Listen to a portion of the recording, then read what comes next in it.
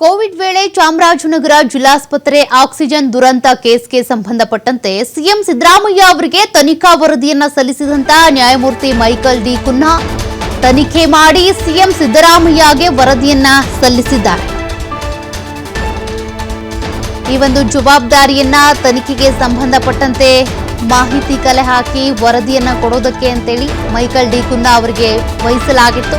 COVID-19 ಹಾವಳಿಯ ಸಂದರ್ಭದಲ್ಲಿ ಆಗಿರುವಂತಹ oxygen ದುರಂತ ಪ್ರಕರಣಕ್ಕೆ ಸಂಬಂಧಪಟ್ಟಂತೆ ಈ ದುರಂತಕ್ಕೆ ಕಾರಣವೇನು, ಯಾರಿದ್ರಲ್ಲಿ, ಯಾರಿಂದ ಆಗಿದ್ದು, ಇದೆಲ್ಲದಕ್ಕೂ ಸಂಬಂಧಿಸಿದಂತೆ ವರದಿ ಕೊಡೋದಕ್ಕೆ ಅಂತ ಮೈಕಲ್ ಡಿ ಕುನ್ನಾ ಅವರಿಗೆ ಸೂಚನೆಯನ್ನ ಕೊಡಲಾಗಿತ್ತು. ಈಗ ವರದಿಯನ್ನ ಸಲ್ಲಿಕೆ ಮಾಡಲಾಗಿದೆ.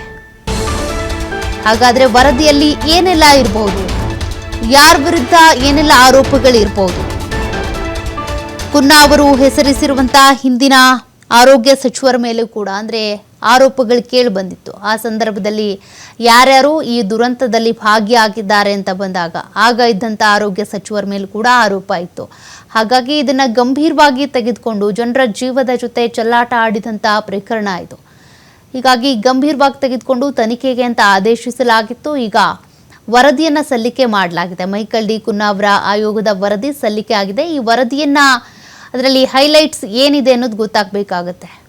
ಯಾರ್ಯಾರ ವಿರುದ್ಧ ಆರೋಪ ಇದೆ, ಏನೇನಾಗಿತ್ತು, ಆ ಸಂದರ್ಭದಲ್ಲಿ ಏನೇನು ಮಾಹಿತಿಯನ್ನ ಕಲೆ ಹಾಕಲಾಗಿದೆ ಅಂತ.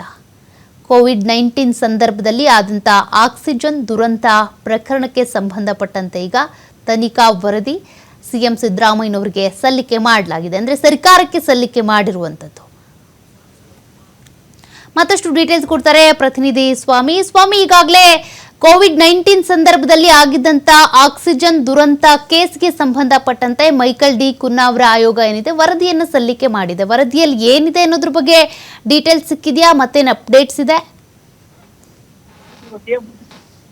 ಸೌಖ್ಯ, ಕೋವಿಡ್ ಸಮಯದಲ್ಲಿ ಆದಂತಹ ಒಂದು ದುರಂತ ಪ್ರಕರಣಕ್ಕೆ ಸಂಬಂಧಪಟ್ಟಂತೆ ಇವತ್ತು ವರದಿಯನ್ನ ಸಲ್ಲಿಸಲಾಗಿದೆ. ಸಿಎಂ ಸಿದ್ದರಾಮಯ್ಯನವರಿಗೆ ವರದಿಯನ್ನ ಸಲ್ಲಿಸಲಾಗಿದ್ದು, ನಿವೃತ್ತ ನ್ಯಾಯಮೂರ್ತಿಯಾದಂತಹ ಜಾನ್ ಮೈಕಲ್ ಡಿ ಕುನ್ನಾ ಅವರು ಈ ವರದಿಯನ್ನ ಸಲ್ಲಿಸಿರುವಂತದ್ದು.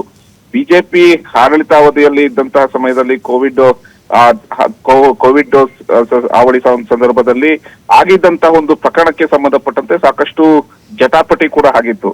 ಕಾಂಗ್ರೆಸ್ ಹಾಗೂ ಬಿಜೆಪಿ ನಡುವೆ ವಾಕ್ಸಮರ ಕೂಡ ಆಗಿತ್ತು. ಇದಕ್ಕೆ ಸಂಬಂಧಪಟ್ಟಂತೆ ಒಂದಿಷ್ಟು ಆರೋಪಗಳು ಕಂಡು ಬಂದ ಹಿನ್ನೆಲೆಯಲ್ಲಿ ಕಾಂಗ್ರೆಸ್ ಸರ್ಕಾರ ಅಧಿಕಾರಕ್ಕೆ ಬಂದ ಮೇಲೆ ಇದಕ್ಕೆ ಸಂಬಂಧಪಟ್ಟಂತೆ ಸಂಪೂರ್ಣ ವಿಚಾರಣೆ ಆಗ್ಬೇಕು, ಸಂಪೂರ್ಣ ಮಾಹಿತಿಯನ್ನ ತೆಗೆದುಕೊಳ್ಬೇಕು ಅನ್ನೋ ಆಗ್ರಹಗಳು ಕೂಡ ಹೆಚ್ಚಾಗಿದ್ವು. ಈ ಹಿನ್ನೆಲೆಯಲ್ಲಿ ಇದರ ಸಂಪೂರ್ಣವಾದಂತಹ ಒಂದು ವರದಿ ಕೊಡುವಂತೆ ನಿವೃತ್ತ ನ್ಯಾಯಮೂರ್ತಿಯಾದಂತಹ ಮೈಕಲ್ ಕುನ್ನಾ ಅವರಿಗೆ ನೇತೃತ್ವದಲ್ಲಿ ಇದಕ್ಕೆ ಸಂಪೂರ್ಣವಾದಂತ ಒಂದು ಆ ಪ್ರಕರಣಕ್ಕೆ ಸಂಬಂಧಪಟ್ಟಂತೆ ವರದಿಯನ್ನ ಕೊಡಿ ಎಂದು ನೇಮಿಸಲಾಗಿತ್ತು. ಈ ಹಿನ್ನೆಲೆಯಲ್ಲಿ ಇವತ್ತು ಈ ವರದಿಯನ್ನ ಸಿಎಂ ಸಿದ್ದರಾಮಯ್ಯನವರಿಗೆ ಕೊಟ್ಟಿರುವಂತದ್ದು. ಇದು ವರದಿಯ ಸಂಪೂರ್ಣ ಅಂಶಗಳು ಇನ್ನೂ ಕೂಡ ಬಹಿರಂಗಗೊಂಡಿಲ್ಲ. ಸಿಎಂ ಸಿದ್ದರಾಮಯ್ಯನವರಿಗೆ ಈ ವರದಿಯನ್ನ ಈಗಾಗಲೇ ಒಪ್ಪಿಸಲಾಗಿದೆ. ಹಾಗಾಗಿ ಮುಂದೆ ಯಾವ ಒಂದು ಕ್ರಮಗಳನ್ನ ಕೈಗೊಳ್ತಾರೆ, ಇದರಲ್ಲಿ ಯಾವೆಲ್ಲ ಅಂಶಗಳನ್ನ ಕೊಟ್ಟಿದ್ದಾರೆ ಅನ್ನೋದು ಸಾಕಷ್ಟು ಕುತೂಹಲ ಕಾರಣವಾಗಿರುವಂತದ್ದು. ಸೌಖ್ಯ. ಓಕೆ, ಥ್ಯಾಂಕ್ ಯು ಸ್ವಾಮಿ ಮಾಹಿತಿಗೆ. ನೋಡಿ, ಕೋವಿಡ್ ಸಂದರ್ಭದಲ್ಲಿ ಏನೆಲ್ಲ ಹಗರಣ ಆಗಿತ್ತು ಅನ್ನೋದು ಕೆಲವು ಜನರಿಗೆ ಗೊತ್ತಿದೆ, ಇನ್ನು ಕೆಲವು ಗೊತ್ತಿಲ್ಲದೆ ಇರುವಂತಹ ವಿಚಾರಗಳು ಕೂಡ ಇದ್ದಾವೆ. ಈ ಒಂದು ಸಂದರ್ಭದಲ್ಲಿ ಯಾರೆಲ್ಲರೂ ಜನರು ಜೀವದ ಜೊತೆಗೆ ಆಟ ಆಡಿದ್ರು, ಬೆಡ್ ಇರ್ಬೋದು ಅಥವಾ ಲಸಿಕೆ ಇರ್ಬೋದು,